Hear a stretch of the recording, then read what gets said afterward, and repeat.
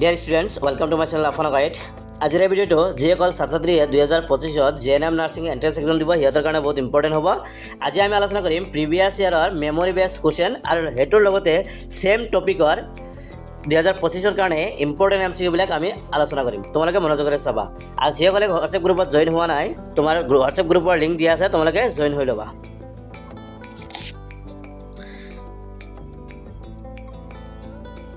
First কুৱেশ্যনটো হৈছে এইটো প্ৰিভিয়াছ ইয়াৰত আহিছিল, what is the name of the instrument use to measure the air pressure. বায়ুৰ চাপ জোখা যন্ত্ৰটোৰ নাম কি? বেৰ'মিটাৰ। আৰু এটা আছিল deficiency of which vitamin causes rickets. কি ভিটামিনৰ অভাৱত কুকুৰীকণা হয়? ভিটামিন এৰ অভাৱত কুকুৰীকণা হয়। থাৰ্ড নম্বৰটো আছে which vitamin is present in sunlight. এইটো সূৰ্য ৰশ্মিত কি ভিটামিন থাকে? এইটো তোমালোকে জানা, ভিটামিন ডি। এই তিনিটা কুৱেশ্যন আছিল লাষ্ট ইয়াৰত আহিছিল। এতিয়া আমি এই ছেম টপিকৰ ওপৰত 2025ত কোনবিলাক কুৱেশ্যন MCQ অহাৰ চান্সটো বেছি আছে এইবিলাক আমি আলোচনা কৰিম। ফাৰ্ষ্ট কুৱেশ্যনটো হৈছে which instrument is use to measure the density of milk. গাখীৰৰ ঘনত্ব মাপিবলৈ ব্যৱহাৰ কৰা যন্ত্ৰটো কি? কি যন্ত্ৰ ব্যৱহাৰ কৰা হয়? Lactometer, barometer, thermometer, voltmeter. এইটো হৈছে অপশ্যন এ, লেক্টোমিটাৰ। ছেকেণ্ড হৈছে which instrument is use to measure the humidity. আৰ্দ্ৰতা মাপিবলৈ ব্যৱহাৰ কৰা হয় কোনটো? Thermometer, hygrometer, barometer, lactometer. Option B, hygrometer. What is the use to measure the blood pressure. ৰক্তচাপ মাপিবলৈ কোনটো উপকৰণ ব্যৱহাৰ কৰা হয়? এইটো হৈছে অপশ্যন এ। ফ'ৰ্থ হৈছে which device is use to measure the electric current. সেইটো হ'ব তোমাৰ ভল্টমিটাৰ, এমিটাৰ, ওমিটাৰ আৰু থাৰ্মোমিটাৰ। এইটো হ'ব তোমাৰ ammeter, option B.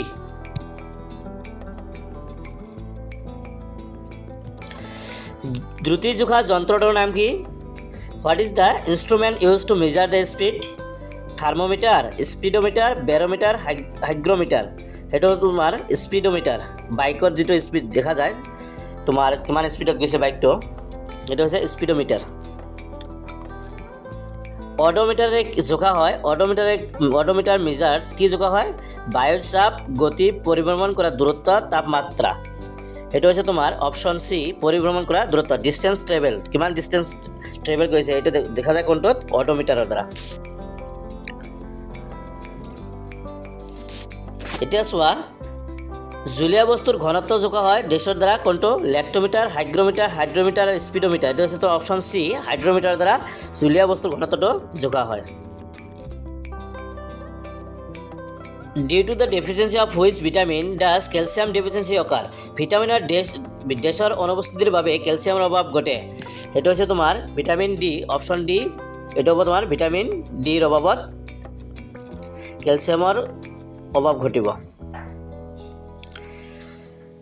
Due to the deficiency of vitamin D, blood capillaries may rupture easily.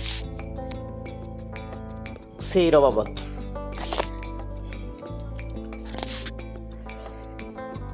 এতিয়া চোৱা, due to the deficiency of D vitamin, scurvy disease occurs.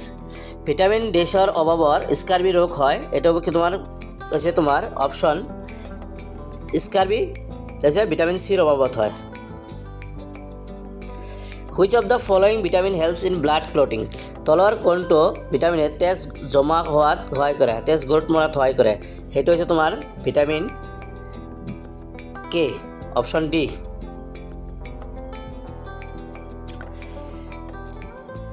Five number, vitamin beriberi is a disease caused by the deficiency of which vitamin.